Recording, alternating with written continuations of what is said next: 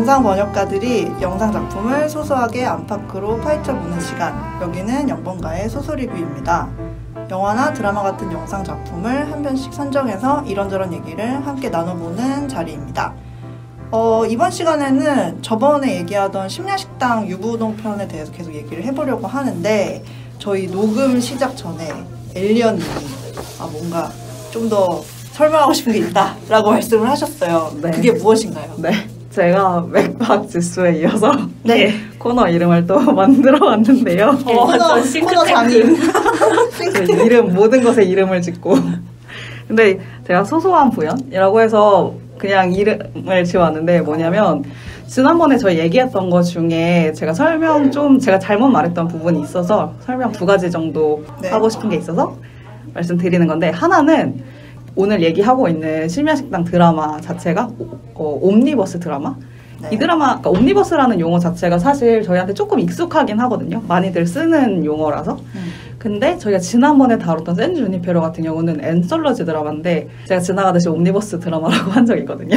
그래서 제가 궁금해서 왜 옴니버스라고 하지 않고 샌 주니페로 같은 경우는, 그러니까 블랙미러 같은 경우는 앤솔러지 드라마라고 할까?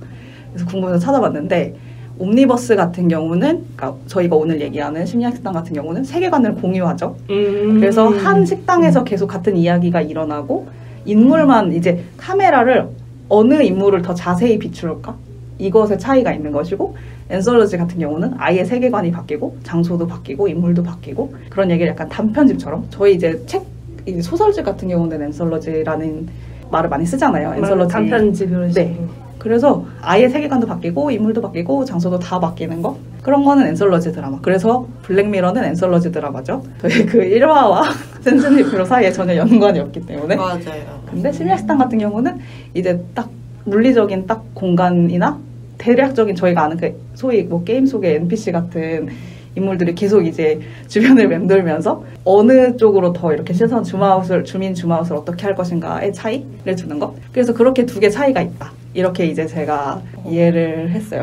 근데 방금 말씀하신 거에서 NPC라고 하셨잖아요. 네. 저 지금 딱 듣고 심야식당 약간 게임 같기도 하다 이런 생각 방금 들었거든요. 그러니까 네, 이제 우리가 손님인 거고, 이제 우리가 식당에 가면은 거기 이제 있는 상주하는 몇몇 NPC가 있는 거죠. 마스터부터 시작해가지고 이제 단골들이랑.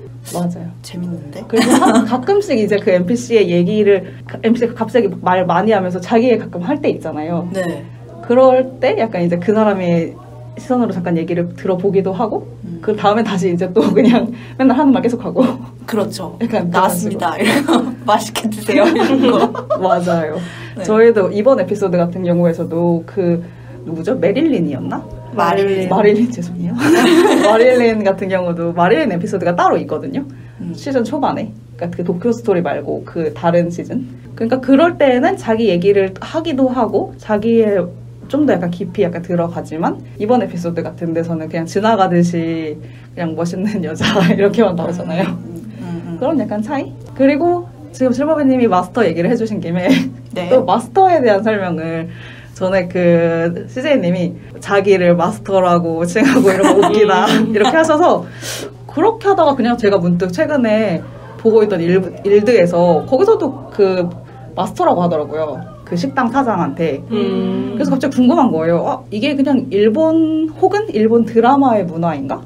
그래서 이제 제 동생이 한 10년 넘었는데, 예전에 아주 그 이제 덕후의 길을 걸으면서 되게 일본어로 되게 깊이 파서 혼자 막 라디오 듣고 막 사연 쓰고 아주 되게 깊이 해서 좀 잘하고, 지금은 좀 많이 잊어버리긴 했지만 잘해서 물어봤어요. 네. 마스터라는 게 식당 사장을 다 마스터라고 부르는 거냐고.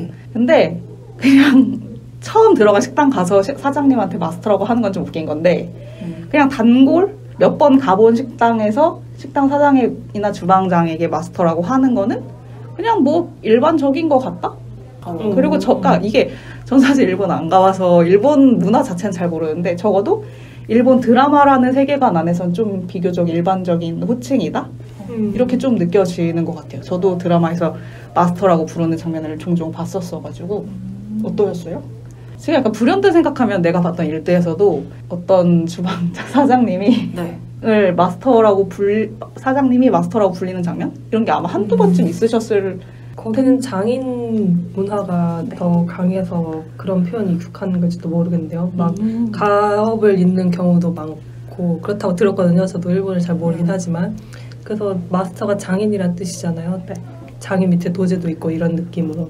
그래서 자기 소상업에 대한 그런 프라이드도 강하고 그렇게 하기 때문에 마스터라는 표현을 좀 자연스럽게 쓰는 거 아닌가 싶기도 하네요. 우리 같으면은 막 도자기 장인 이런 식으로 하듯이. 그렇게 깊이 들어가나요? 그냥 영어 섞어 쓰는 거 좋아하나 보다 이렇게 생각하고 말았는데 저도 사실 별 생각 없이 봐가지고. 그러니까요. 네. 그래서 막 저 중학생 때 선택 과목 일본어였거든요. 네. 그래서 거기서도 편의점을 일본어로 뭐라고 할까요? 그래서 뭐라고 하지? 근데 콘비니 뭐 이런 거였어요. 맞아요. 컨비니언스 그거로 맞아요. 약간 그런 개념 아닌가요? 되게 우리나라도 영어 이제 많이 섞어 쓰듯이 일본어도 맞아요. 영어가 좀 본인 언어로 가져오는 느낌? 맞아요. 영어를 많이 쓰긴 하고 우리도 실생활에선 영어 안 쓰고 살기 쉽지 않잖아요. 영어로 된 맞아요. 말이 너무 많고. 네. 근데 제가 최근에 본 웨이보에서 또 이거 너무 딴 얘기인데 네. 일드에서 네. 원래 딴 뭐였지? 얘기가 재밌어요. 맞아. 그 드라마 뭐더라? 지금 제가 본 지 얼마 안 돼가지고 드라마 제목이 기억이 안 나는데 저는 여자 혼자 술 마시는 드라마를 좋아하거든요. 네. 근데 이거는 그 와카코와 술 말고 다른 드라마였는데 좀 더 요즘 2020년대 코로나 이후 드라마였나? 일본 드라마라고요? 네, 일본 드라마인데 여자 혼자 맥주를 맨날 2잔 정도씩 마시는 드라마예요. 좀 제목이 퀴즈처럼 뭐죠? 모르겠어요. 저는 왓챠랑 넷플만 봐서 웨이보에 서양 미디어는 몰라도 그게 일본 드라마 잘 모릅니다. 도라마 코리아 맞나? 아, 네. 거기서 이렇게 수입해서 자막 작업해가지고 이렇게 올라온 작품이었는데 네. 이제 거기서 뭐냐면 어떻게 다 기억을 못해요. 다 그렇죠. 진짜 얼마 전에 봤는데 근데 거기서 이제 그분의 일상이 그분이 이제 부동산 종사자예요 업계. 근데 딱 6시 정시 퇴근을 하면 진짜 너무 웃긴 게 내가 이제 술을 맛있게 마시기 위한 루틴을 엄청 착착착 하는 거예요. 그래서 막 3시부터는 물도 안 마셔요. 맛있게 막 맥주를 마셔야 하기 때문에. 그래서 근데 그런 데서 보면은 내가 이걸 운동도 엄청 많이 하고 유산소, 무산소 아주 막 다양하게 하고 장르도 다양하고 막 이렇게 하거든요. 근데 거기서 막 그러니까 많이 걸어야 된다. 그러니까 이제 내가 맥주를 많이 맛있게 마시기 위해서 많이 걷는다 이런 얘기를 하면서 산책을 그냥 걷는다는 거를 워킹이라고 하거든요. 네. 그런 식으로 되게 많이 써요. 그러니까 이거는 외래어라기보다 거의 외국어인데 워킹이라고 하고 특히 또 자막이 좀 재미있었던 게 네. 그걸 다 워킹으로 번역하더라고요. 아, 워킹을 한다? 그러니까 뭐냐면 그 세계관 안에서 그 대사 같은 것에 되게 외국어가 되게 많이 섞여 있는데 그 마스터처럼 그거를 한국어 자막에서도 되게 살려가지고 내가 뭐 많이 걷는다 이렇게 하지 않고 워킹을 한다 이런 식으로 되게 막 다 살려서 해서 그것도 약간 색다르고 막 제가 추구하는 자막 스타일은 아니긴 한데 되게 맞아요. 재미있더라고요. 구경하는 재미가. 저 며칠 전부터 한창 핫한 수성의 마녀를 보기 시작했거든요. 네. 네. 근데 거기서 그게 건담 애니메이션이잖아요. 그래서 로봇이 로봇 얘기더라고요. 근데 걔네가 로봇이 막 나와서 싸우잖아요. 그럼 로봇 관련 용어들이 있을 거 아니에요. 근데 그게 다 영어라서 네. 차라리 영어 자막으로 보는 게 더 이해가 쉬울 정도더라고요. 막 픽스 릴리즈 이런 얘기 나오면은 그냥 로봇이 고정되어 있다가 이제 전투하러 나가야 되니까 풀어주면 애가 퓨 해서 나가는 거거든요. 근데 그걸 다 픽스 릴리즈라고 하는 거예요. 그래서 그러면은 뭐 고정 해제라든지 뭐 그런 식으로 바꿔줄 수 있는데 그게 뭐 건담은 워낙 오래되었고 자기들만의 세계관과 용어가 있기 때문에 그걸 지켜주려고 한 거겠지만 막 그런 식으로 그냥 한국어나 한자 표현으로 바꿔주면 훨씬 자연스러울 것 같은데 그 애니메이션 자체 내에서 영어로 썼기 때문에 그대로 옮겨준 경우가 상당히 많더라고요. 맞아요. 이것 좀 저는 좀 고민이 약간 되더라고요. 일드니까 일본어 자체도 우리한테 외국어인데 플러스로 거기에 이제 영향을 많이 미친 영어를 그들이 영어 단어로 쓰는 것을 우리가 어디까지를 순화해서 잘 해석을 해서 그러니까 읽을 만한 것으로 만들 것인지, 그러니까 그냥 자막 자체로 그냥 이해가 잘 되게 만들 것인지, 최대한 원문을 살려서 하는 것을 또 좋아하는 분들은 좋아할 것 같거든요. 자막은 특히. 저는 근데 그런 게 그 컨텐츠나 장르의 특성에 맞춘 번역이라고 생각을 했거든요. 네. 왜냐면은 패션 잡지 같은 경우에는 번역을 진짜 안 하잖아요. 일부러 영어 표현을 많이 살리잖아요. 폴 시즌, 뭐 화장품이랑 트렌디한, 네, 맞아. 그런 제가 패션 잡지를 잘 안 봐서 예를 못 들겠는데 뭐 그런 식으로 아무튼 영어 표현을 굉장히 많이 써갖고 웨어러블한 워치를 착용하면 나도 힙스타 뭐 이런 식으로 아무튼 생각 안 난다는 것 치고 상당히 많이 얘기하셔서 힘없이 괜찮았어요. 그래서 근데 이거는 약간 그 산업 번역 영역인데 좀 마케팅이라고 해야 되나? 사람들이 그 단어를 들었을 때 좀 그 이미지가 연상이 되면서 좀 사고 싶게 해야 되기 때문에 그래서 아무래도 영어는 좀 더 세련되다 이런 뭐 환경이라고 해야 될지 그런 게 있기 때문에 그런 것 같거든요. 그래서 일본 드라마 같은 경우에도 워낙 고정 시청층이 마니아층이 많기 때문에 이런 걸 다 살려주는 편을 더 선호하는 사람들이 많아서 그냥 그 일본 장르라는 하나의 그 특성이 된 것 같아요. 그래서 좀 다르게 봐야 되지 않나 싶기도 한데 우리는 영어 번역가들이잖아요. 그래서 영미권 번역할 때는 아직까지는 그런 집착이 덜하다고 해야 되나? 그래가지고 뭐 영어권에서 일본어를 같이 쓴다거나 그러지 않으니까 그냥 가끔 쓰잖아요. 막 사요나라 이런 거 쓰고 맞아. 인턴 이런 영화에도 그렇긴 한데 막 일본 애들이 쓰듯이 그렇게 많이 쓰진 않잖아요. 맞아요. 그렇긴 하죠. 네, 그래서 좀 그런 외국어랑 제2 외국어가 동시에 많이 등장하는 경우가 자주 없기 때문에 그 영화 자체로만 놓고 봤을 때 자유로운 한국 표현을 어떻게 바꿀 것인가 이렇게 고민을 더 자유롭게 할 수 있는 거 아닌가 싶습니다. 갑자기 말을. 네. 예. 그리고 그 아까 예를 들어주신 그 플랫폼이 규제가 좀 넷플릭스나 이런 데보다는 조금 덜하다고 알고 있거든요. 그래서 좀 그런 식으로 해석이 번역이 가능하지 않았을까 싶은 생각도 드네요. 너무 신기한 게 우리가 약간 가끔씩 각주 달고 싶을 때 있잖아요. 영상인데 너무 근데 거기 거는 각주가 달려요. 그렇더라고요 보니까. 근데 약간 예전 팬자막처럼 할 일이 많아지지 않나? 그 영상에 있는 영상을 아예 싹 다 한국처럼 로컬라이징. 로컬라이징을 하죠. 그걸 아예 CGI를 입히는 걸 또 다 별도의 이제 역할이 있어가지고 그래서 그 크레딧이 다 이렇게 이미지로 제작돼서 자막 작업한 분, 뭐 감수한 분, 이렇게 CGI 입힌 분 이런 식으로 효과 주신 분 이렇게 해가지고 다 들어가더라고요. 일이 배가 넘을 것 같은데. 근데 뭐 그건 그 회사의 철학? 네. 맞아요. 나름의 차별성. 네. 근데 그걸로 뜨기도 했으니까. 근데 그게 신기한 게 뭐냐면 그냥 그 도라마 코리아 맞죠? 네. 거기에 올라갈 때는 그렇게 올라갈 수 있는데 그 똑같은 동일한 것이 그냥 이런 일반적인 그냥 플랫폼? 이렇게 웨이브 같은 데서도 똑같이 그냥 서비스 되는 게 신기하긴 하더라고요. 그냥 그 입혀진 그대로 보내니까. 영상 자체로 보내니까 그렇게 되나 보죠. 신기하네요. 신기하고 일이 많긴 하고 되게 신기하더라고 경험이. 이렇게 너무 힘들 것 같아. 되게 정교하게 진짜 예쁘게 해가지고 그냥 한국어예요. 그냥 이미 그냥 뭐 부동산 간판부터 해서 그 매물 이렇게 이런 핸드아웃 같은 거 있거든요. 저도 지금 영어로 막 쓰네요. 핸드아웃. 이렇게 보면 되게 딱 이렇게 정면으로 돼 있는 샷을 딱 한국어로 딱 이렇게 다 이렇게 예쁘게 입혀가지고 저도 봤어요. 진짜 정교하게 하긴 하더라고. 근데 사실 우리가 그 화면에 있는 모든 걸 다 알 필요는 없는데 그걸 다 번역을 해준다는 게. 근데 그냥 그 보는 느낌 같은 것을 추구한다? 뭐 그쪽에서는 또 그런 거겠죠? 뭐 다 분업이 되어 있으니까 일자리가 늘었다. 하하. 그래서 저의 첫 새 코너 끝입니다. 소소한 부연. 전혀 소소하지 않고 아주 상세하고 자세하고 알찼습니다. 대대한. 좀 영화 제목 같기도 하고요. 소소한 부연.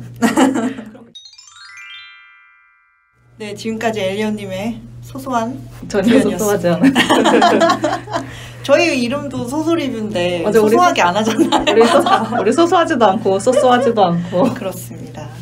저희가 드라마 얘기를 너무 안 해가지고 생각해보니까 여기 다들 이제 좀 생각에 젖으셨는지 얘기하다가 주제가 이래가지고 네, 아무래도 그랬던 것 같아요. 그래서 드라마 얘기를 좀 더 해보려고 하는데 제가 이제 저희가 늘 가장 좋았던 장면을 꼽곤 하잖아요. 네.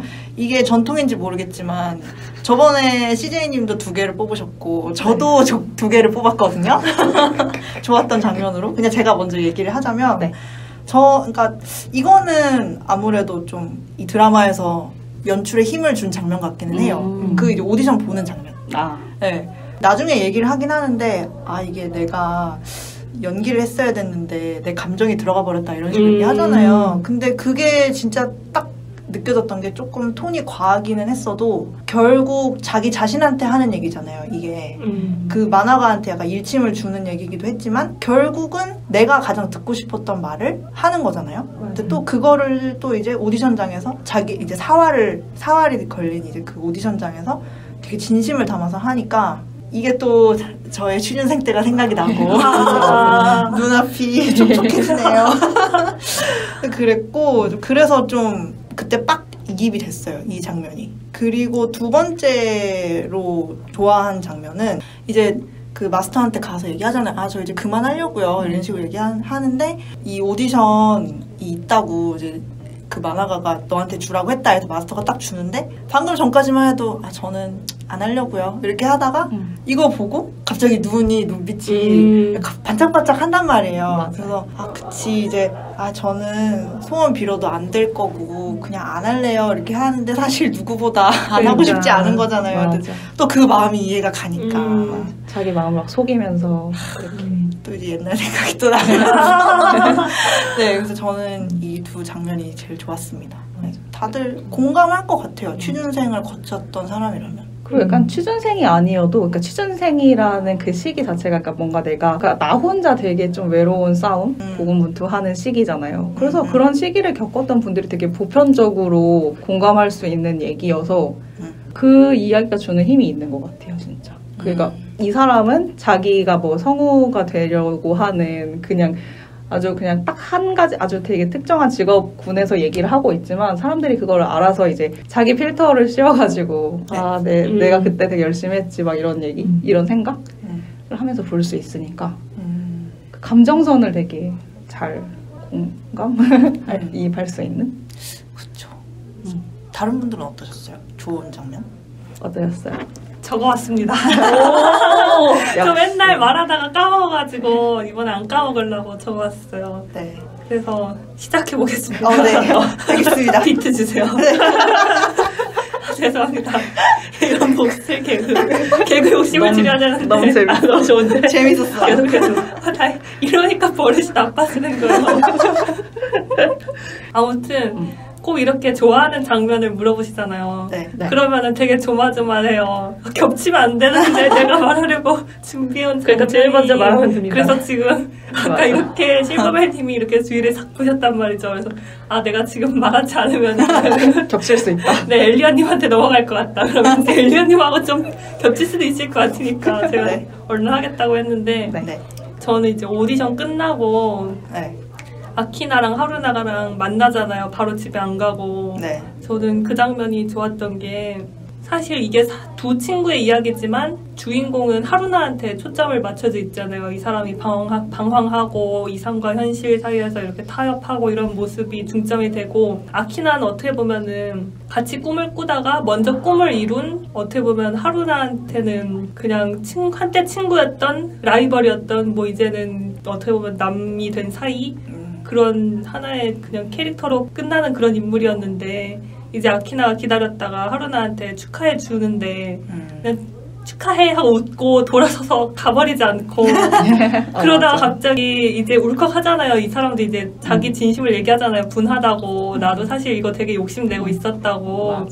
그렇게 보면 하루나가 오디션장 들어갔을 때 아키나가 대본을 되게 열심히 공부하고 있었단 말이죠.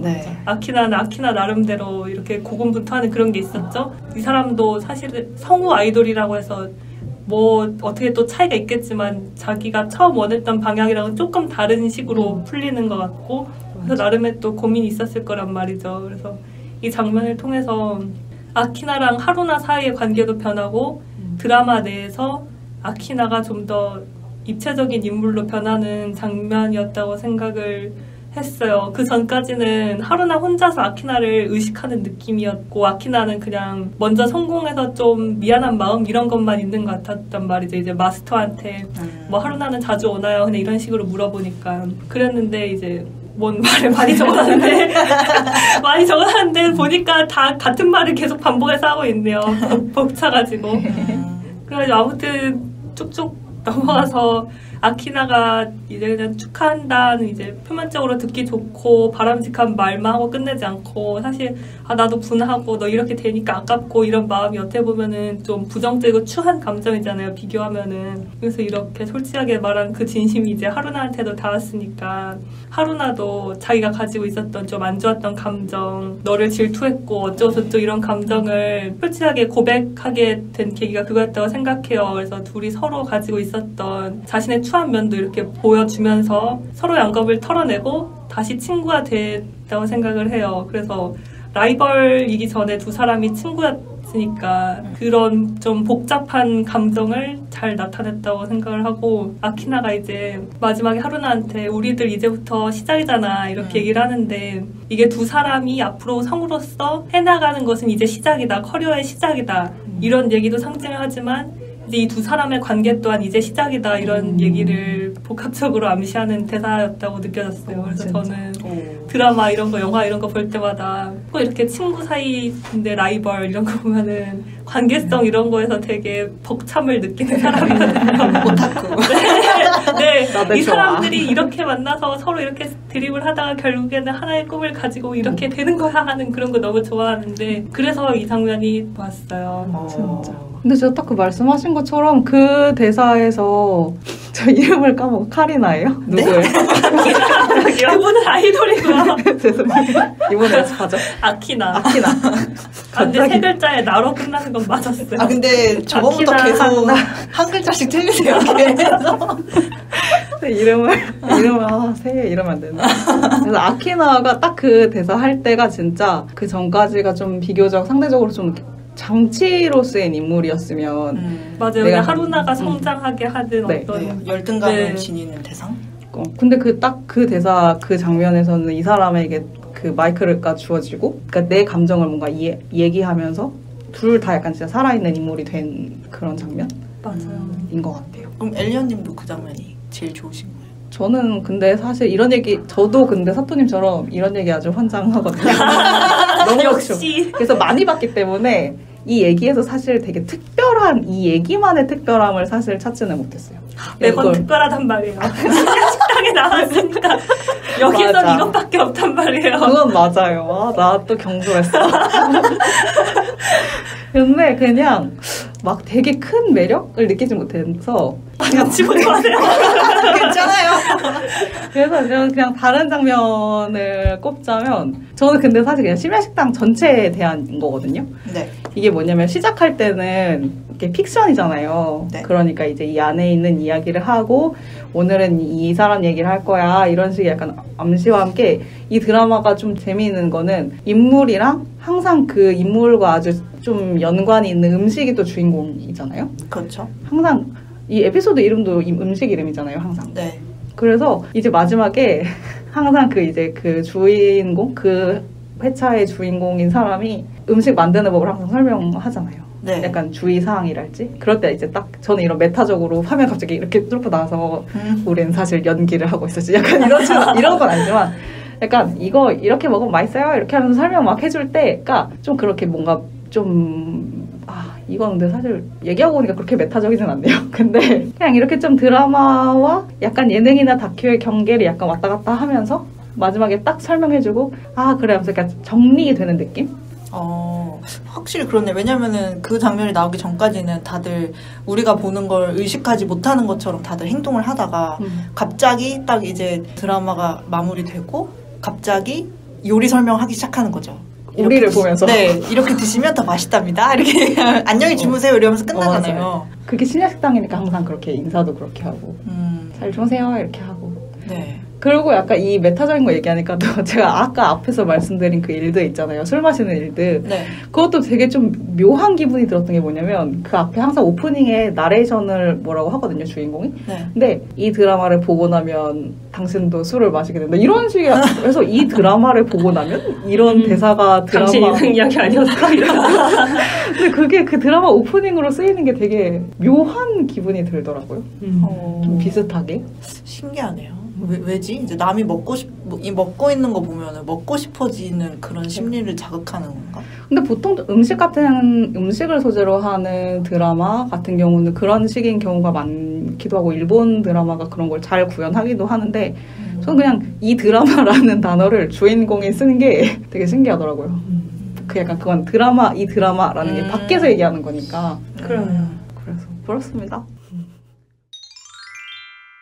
저요? CJ님은 근데 다들 그런가? 너무 멋진 장면들 얘기하고 멋진 감상들 얘기하는데 저는 보면서 그냥 음식 만드는 장면이 가장 인상 깊었다고 해야 될 것 같거든요. 좋았던 장면을 하나를 꼽자면은 맞아, 음식도 주인공이야. 맞아. 자신감을 가져. 아니 맨날 북돋아 주셔. 뭔가 장면 하나 자체가 딱 좋았다 이렇게 떠오르는 거 없고 그냥 유기적으로 딱 흘러온 그 스토리 흐름이 좋았던 거라서 좋았던 장면을 꼽자면은 꼽기가 힘든데 인상에 남았던 장면을 꼽자면은 그 유부 우동을 만든 장면이었거든요. 제가 유부의 정체에 대해서 충격을 받았다고 지난 사이에 얘기를 했었는데 네. 그래서 만드는 과정을 더 유심히 지켜보게 되는지도 몰라요. 보면은 유부 우동을 맛있게 끓일 때는 그 유부가 자체가 튀긴 두부니까 막 기름종이 이런 걸로 기름을 빼주면 더 담백하고 맛있다 이런 얘기를 하면서 유부 우동 만드는 걸 보여주거든요. 네. 근데 제가 그 장면을 보면서 되게 한 그릇 한 그릇을 천천히 정성을 담아서 만들잖아요. 되게 가정식을 만들듯이 집에서. 그걸 보니까 사실 제가 본 아주 한정적인 그 식당 주방 내의 풍경 이미지는 막 생활의 달인 이런 거 나오는 거 1시간에 국밥을 100그릇 만드는 사람이 있다 하면서 그러면 바빠 보이는 아주머니가 앞주방 들고 나오셔가지고 불판에 맞아, 뚝배기. 알죠? 조그만 뚝배기 이렇게 쭈루루 놓여있으면 막 계란 같은 거 이렇게 예술처럼. 깨고 맞아. 팔을 두두두두두 이렇게 하고 뭔지 아시죠? 보글보글 하고 있으면 살짝 해갖고 살짝 내는 그런 공장식 요리만 봤거든요, 제가. 괜찮으세요? 아니 이게 감성이 180도 뒤바뀌어가지고 갑자기 심야시장에 그런 나레이션이 나온다고 생각하니까 웃긴 거예요. 생활은 아니죠. 아니 저 눈에 칼자국이 난 저 남자는 누구인가 이러면서 너무 재밌다. 그러니까. 그게 약간 그냥 보편적인 약간 좀 한국 문화, 일본 문화 이런 차이로도 볼 수 있나?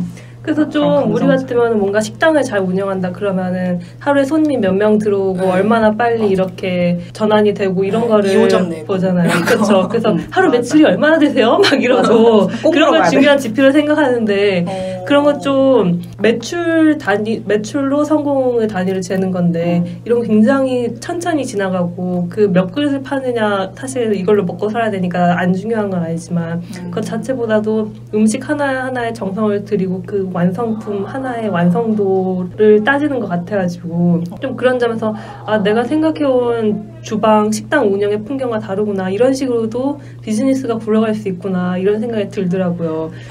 예, 네. 그래서 요새 자주 생각하는 거기도 해가지고 네. 요새는 갈수록 먹고 살기 어려워져서 우리가 막 투잡, 쓰리잡 뛰고 바쁘게 일해야지 먹고 살 수 있다 이런 생각이 있는데 네. 어떻게 하면 좀 더 천천히 살면서 더 느리게 살 수 있는 삶을 살 수 있을까 이런 생각이 들더라고요. 왜냐하면은 성장에는 한계가 있잖아요. 어느 순간에서는 물리적인 성장은. 네, 어느 순간에서는 더 이상 그 수익이 올라가는 게 막힌다고 해야 되나? 그리고 좀 곡선이 항상 가파른 곡선만을 그릴 수 없고 완만하게 곡선이 올라가는 시기가 올 텐데 올라가지 못할 수도 있대요. 예, 그럴 때 우리 어떻게 살아야 되는가 이런 생각도 들기도 하고 하거든요. 그래서 좀 생각해보면은 음식을 만들어서 판다는 사업 자체의 가장 이상적인 환경을 생각하면은 요리하기를 좋아하는 사람이 네. 자기가 좋아하는 음식을 만들어서 정성스럽게 만들어서 여기 드세요 하고 손님한테 주면은 막 바쁘다거나 실력이 없다거나 해서 자기가 직접 요리하지 못하는 손님들이 정당한 대가를 지불하고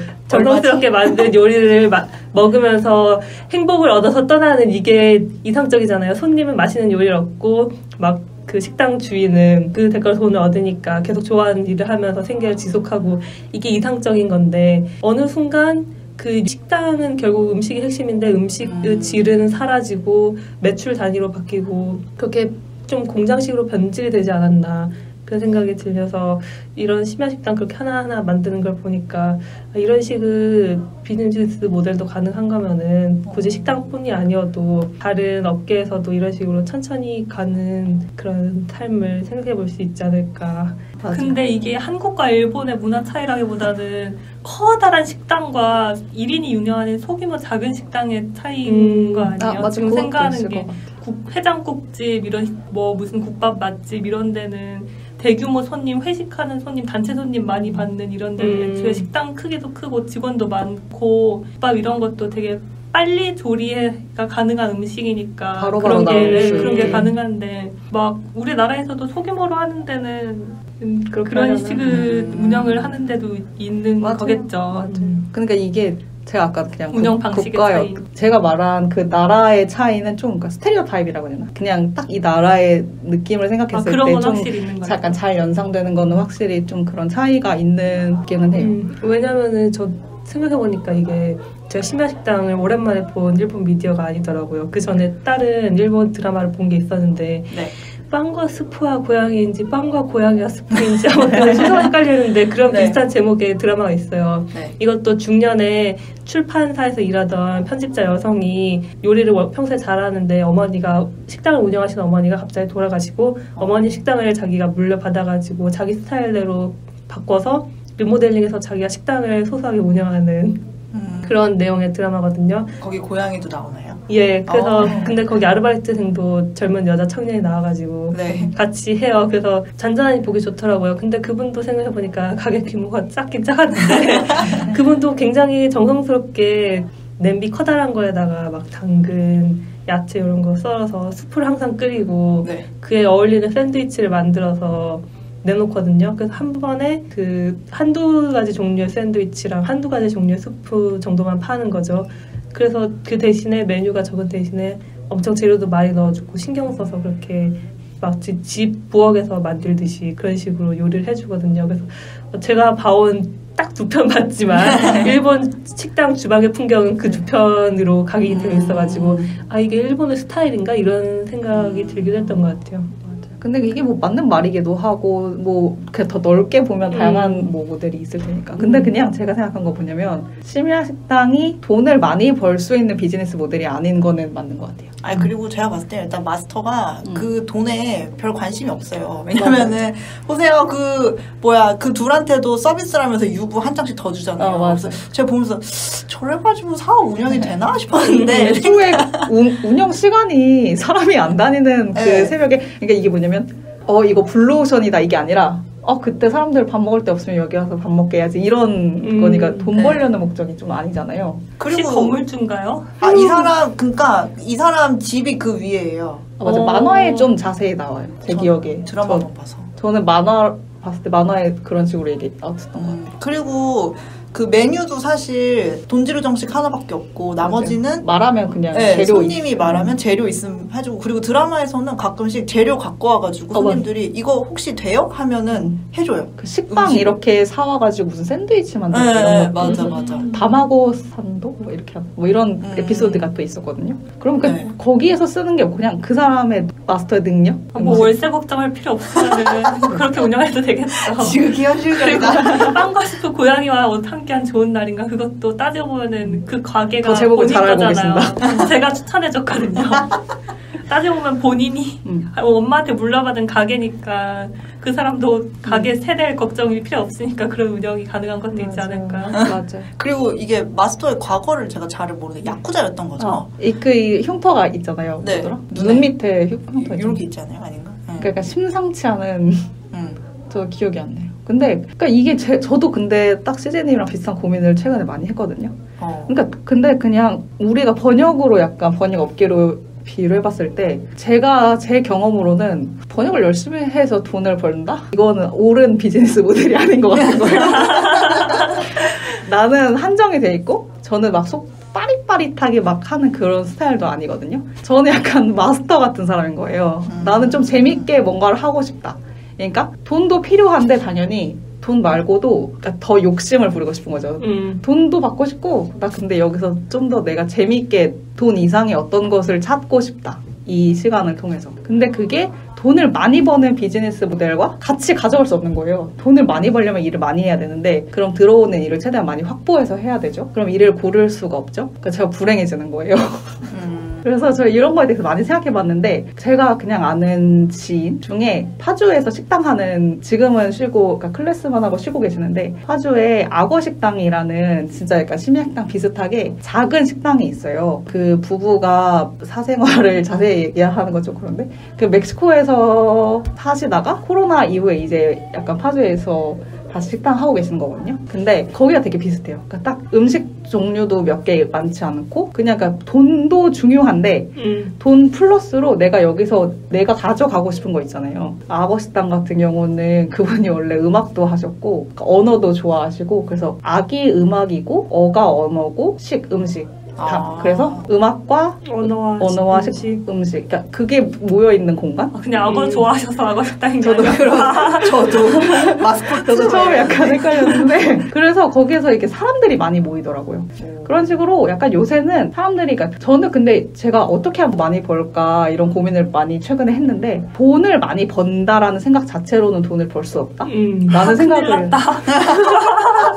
돈 많이 벌고 싶다는 생각만 엄청 많이 하는데 그것도 해야 돼요. 사실 해야 되고 저는 잘 그동안 못하는 부분이긴 한데 돈을 많이 버는 생각도 같이 가져가면서 그러니까 내가 그렇게 심야식당처럼 아름다울 수는 없는 거예요. 내가 그냥 나 요리 잘하니까 나는 내가 요리하고 이제 그걸 손님이 와서 먹고 그럼 우리 다 잘 살아가겠지 이게 아니라 그거 플러스로 이제 맞아. 그 기반이 되는 돈도 잘 챙기면서 그러니까 돈만 줬지 않고 내가 원래 가지고 가려고 했던 것도 같이 가져가는 그런 게 진짜 필요하다. 심야식당은 좀 대상화가 되어 있다. 그러니까 그 이면을 잘 보여주지 않고 그냥 근데 아름답죠 사실. 로망이죠 이거는 어떻게 보면. 맞아요. 근데 뭐 이게 불가능하지 않다. 애초에 밤낮이 바뀐 생활을 이렇게 계속 마스터가 유지하고 있는데 맞아. 건강하다는 것부터 그쵸. 이제 시즌이 지속되면서 어떤 사람은 좀 병 걸려 죽고 좀 맞아. 그래야 되는 그러니까요. 현실적인데. 정말 그러니까 이렇게 오픈 사고가 일어나지 않고 그러니까요. 혼자 다른 차에서 살고 있는데. 맞아. 그리고 막 요리도 너무 아름답게 하고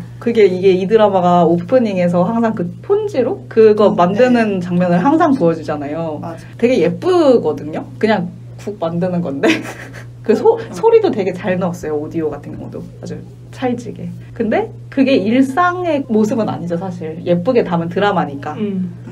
이게 예전에는 저런 건 안 돼. 사람들 돈을 벌어야 돼. 저는 약간 잘 모르니까 더 삶의 경험이 더 없고 돈도 없고 근데 나 돈이 없어서 너무 힘들어. 그런 상태니까 그렇게 생각했는데 요새는 돈 플러스로 내가 가져가고 싶은 어떤 가치를 열심히 고민해보면 결국에 돈을 뛰어넘어서 이런 심야식당 그 마스터 같은 돈도 뒤따라오는 것 같아요. 내가 원하는 확고한 게 있으면 막 돈만 보고 쫓아가가지고 이거 유용한데 이게 돈이 잘 몰린다더라 이런 생각을 하고 사업에 뛰어든 사람들은 망할 수밖에 없더라고요.